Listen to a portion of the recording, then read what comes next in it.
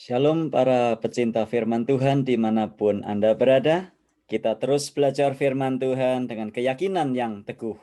2 Timotius pasal 3 ayat 16. Segala tulisan yang diilhamkan Allah memang bermanfaat untuk mengajar, menyatakan kesalahan, memperbaiki kelakuan, dan mendidik orang di dalam kebenaran. Mari kita melanjutkan pelajaran kita Matius 8.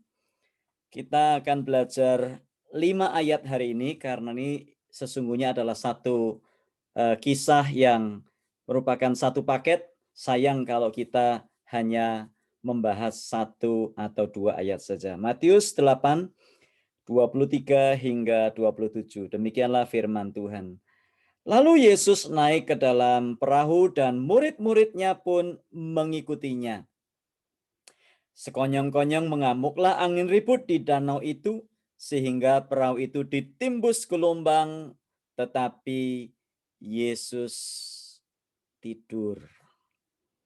Maka datanglah murid-muridnya membangunkan dia, katanya, "Tuhan, tolonglah, kita binasa." Ia berkata kepada mereka, "Mengapa kamu takut, kamu yang kurang percaya?"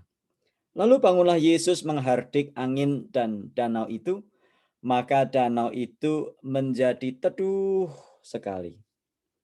Dan heranlah orang-orang itu, katanya, "Orang apakah dia ini, sehingga angin dan danau pun taat kepadanya?" Nah, kisah ini mungkin kita sudah sering mendengarnya. Kisah ini adalah kisah yang favorit. Yesus meneduhkan angin ribut. Tetapi tidak salah kalau kita mencoba menggali kembali, kita kupas ayat-ayat ini untuk kita bisa belajar daripadanya. Nah, Alkitab berkata Matius 8:23 tadi, lalu Yesus naik ke dalam perahu dan murid-muridnya pun mengikutinya ke dalam perahu itu. Nah, bagian ini juga dicatat oleh Injil Markus dan juga Injil Lukas, dan urut-urutannya sama.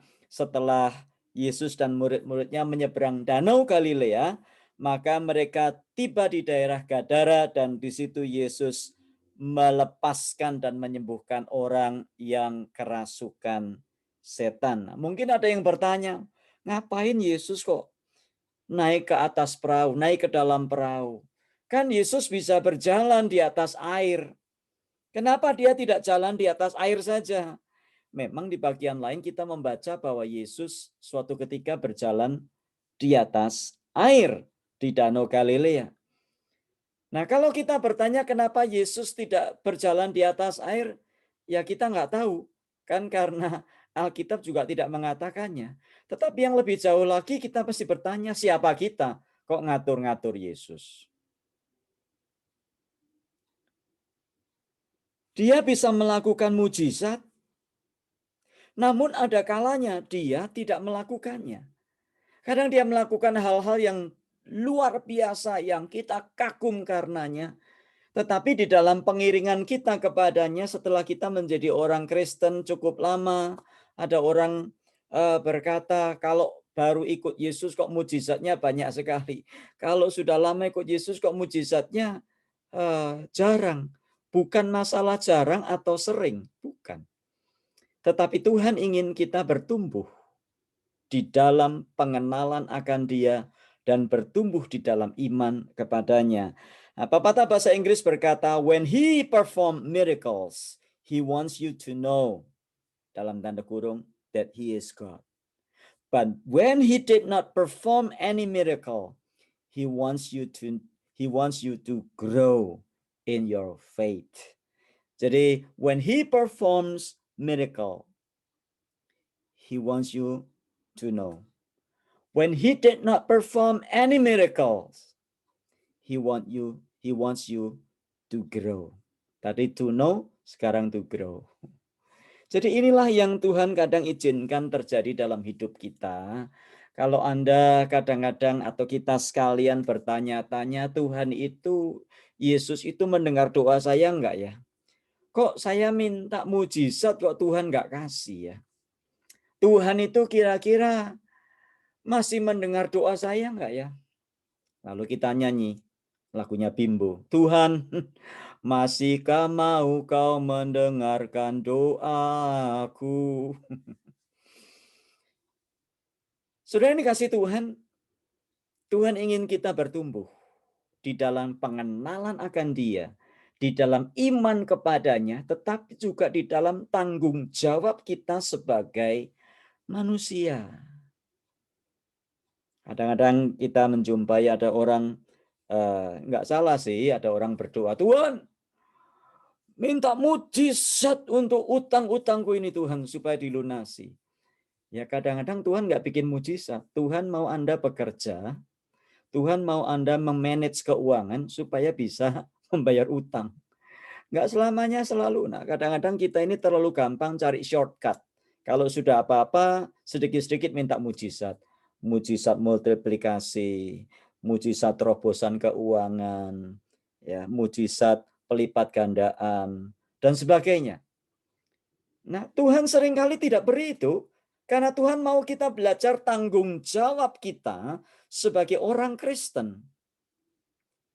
Itulah pesan dari ayat 23 ini. Nah, mari kita lanjutkan ayat 24. Sekonyong-konyong mengamulah angin ribut di danau itu, sehingga perahu itu ditimbus gelombang, tetapi Yesus tidur. Nah, kondisi geografis Danau Galilea memang seringkali menyebabkan angin ribut tiba-tiba datang menerjang. Ya, Yesus bisa saja menghindar pada waktu itu, menghindari angin ribut, tapi dia membiarkan. Yesus membiarkan itu semua terjadi. Sekali lagi tadi, when he performed miracles, he wants you to know that he is God. But when he did not perform any miracle, he wants you to grow. Di tengah angin ribut dan gelombang yang begitu tidak terkendali, kita sangat tercengang-cengang karena ayatnya berkata, Yesus tidur. Loh, ini bagaimana? Murid-muridnya sedang ada dalam bahaya, murid-muridnya sedang diombang-ambingkan oleh angin ribut dan gelombang, kok Yesus malah tidur? Nah, Yesus ingin mengajar dari bagian ini, mengajar murid-muridnya dan mengajar Anda dan saya untuk menyatakan bahwa siapa dia. Yesus adalah Tuhan. Kalau Yesus adalah Tuhan, dia tidak terganggu, dia tidak goyah oleh apapun saja yang ada di dunia ini. Ya, kalau manusia goyah, manusia gelisah, manusia bingung. Ada angin ribut, ada gelombang, manusia bingung. Tetapi Tuhan, karena dia Tuhan, dia nggak bingung. Dia tidur bukan karena nggak peduli, tapi dia ingin mengajar murid-muridnya, menunjukkan siapa dia. Itu sebabnya kadang-kadang saya heran juga, kalau orang namanya percaya kepada Tuhan, percaya kepada Allah, tetapi masih melakukan kegiatan-kegiatan membela Allah. Nah, Allah Anda dan saya itu siapa kalau perlu dibela-bela? Kalau dia betul-betul Tuhan dan betul-betul Allah, dia tidak perlu dibela. Ada angin ribut, ada gelombang, dia tenang saja malah tidur. Kenapa? Karena ada kedamaian di dalam dirinya. Nah, kita ini paling susah tidur. Kalau sudah ada masalah, nggak bisa tidur. Kenapa? Ya karena kita bukan Tuhan. Nah, Yesus ini di tengah angin ribut, ya perahunya diombang-ambingkan gelombang, dia malah tidur. Karena ada kedamaian di dalam dirinya, karena dia adalah mata air kedamaian. Dia adalah sumber damai sejahtera itu sendiri. Yohanes 14 ayat 27, sebelum Yesus disalibkan beberapa waktu sebelumnya, Yesus berkata kepada murid-muridnya, damai sejahtera kutinggalkan bagimu. Damai sejahteraku kuberikan kepadamu. Dan apa yang kuberikan tidak seperti yang diberikan oleh dunia kepadamu. Luar biasa ya. Damai sejahtera kutinggalkan bagimu, kepada Anda dan saya. Damai sejahteraku kuberikan kepadamu. Nah, damai di dalam menghadapi badai dan gelombang yang dihadapi oleh Yesus pada waktu itu, yang membuatnya bisa tertidur. Sementara murid-murid bingung, murid-murid kacau. Dan ayat 25, maka datanglah murid-muridnya membangunkan dia, katanya, Tuhan, tolonglah kita binasa. Nah, ayat ini menunjukkan cara berpikir murid-murid yang keliru sebetulnya. Yang menyatakan bahwa mereka akan binasa atau mereka binasa. Bagaimana mungkin mereka binasa? Bagaimana mungkin mereka akan binasa kalau Yesus bersama dengan mereka? Ada satu hal yang tidak mungkin, itu sebabnya Yesus menegur mereka dengan berkata terlebih dahulu, sebelum dia meneduhkan badai dan gelombang, Yesus berkata bahwa kenapa kamu takut, hai kamu yang kurang percaya. Setelah itu baru bangunlah Yesus menghardik angin dan danau itu, maka danau itu menjadi teduh sekali. Ayat 27, dan heranlah orang-orang itu, katanya, orang apakah dia ini sehingga angin dan danau pun taat kepadanya. Ya wajar kalau mereka berkata, Guru tolonglah kita binasa atau kami binasa. Ya, sebetulnya kalau bersama Yesus nggak usah takut kan. Binasa, kenapa binasa? Kalau bersama Yesus, apa sih ketakutan yang paling ditakuti orang itu sebetulnya? Ketakutan yang paling ditakuti orang adalah takut mati. Tetapi kalau Yesus sudah menjamin itu ke dalam kehidupan kita, apakah kita pasti perlu takut? Itu sebabnya Yesus berkata, damai sejahtera kutinggalkan kepadamu. Damai sejahtera kuberikan kepadamu. Nah, orang-orang takjub karena perbuatan Yesus meneduhkan badai dan gelombang tadi. Dan di bagian sebelumnya kita melihat Yesus sebagai Tuhan yang mengalahkan sakit penyakit.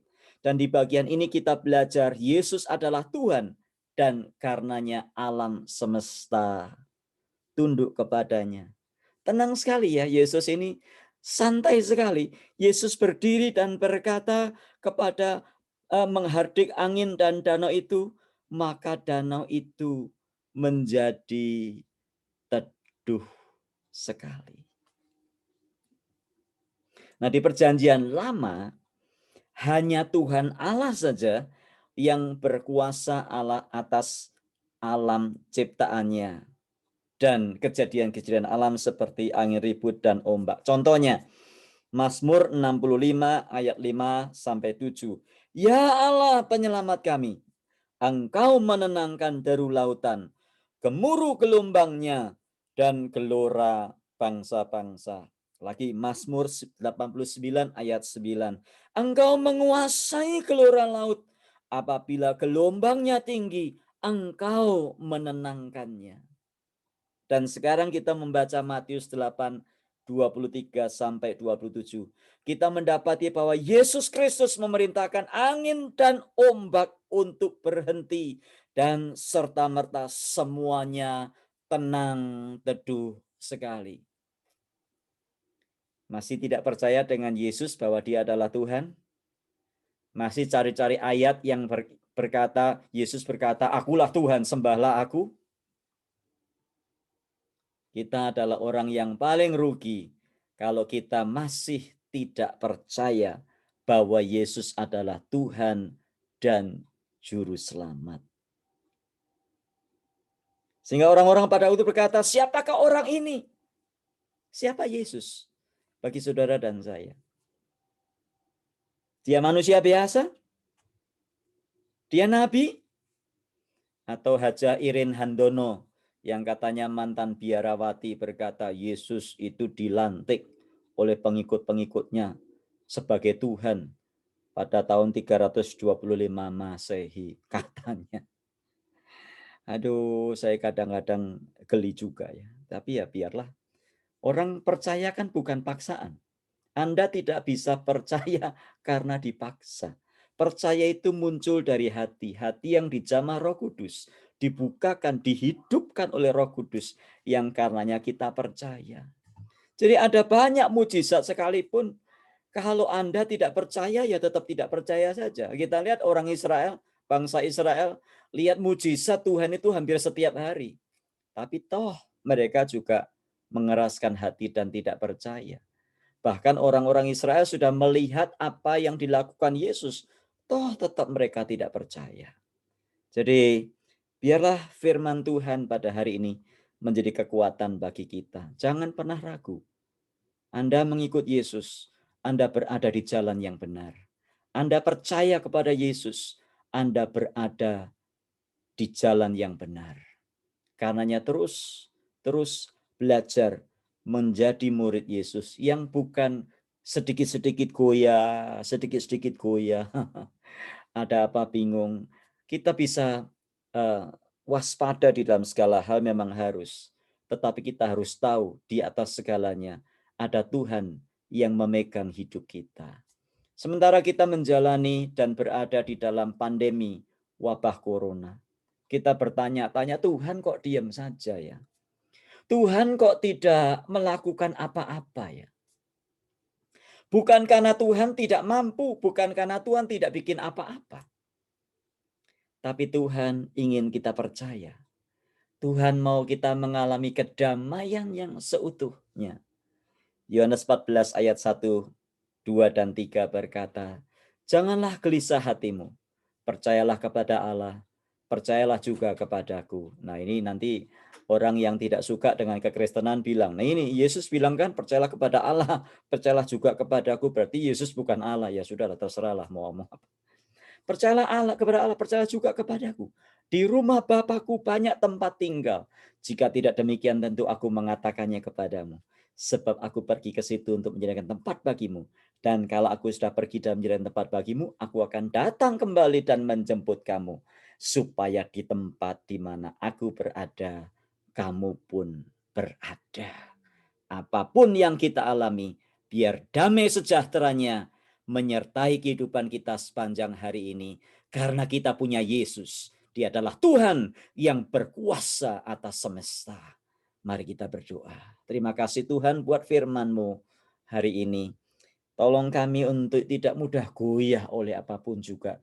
Situasi di sekitar kami mungkin bukan angin badai dan gelombang. Tetapi situasinya situasi yang menakutkan, yang mencekam kami dalam kondisi yang mungkin sedikit berbeda dengan murid-murid pada waktu itu. Tetapi Tuhan, ajarkan kami untuk tetap percaya bahwa Engkau Yesus adalah Tuhan.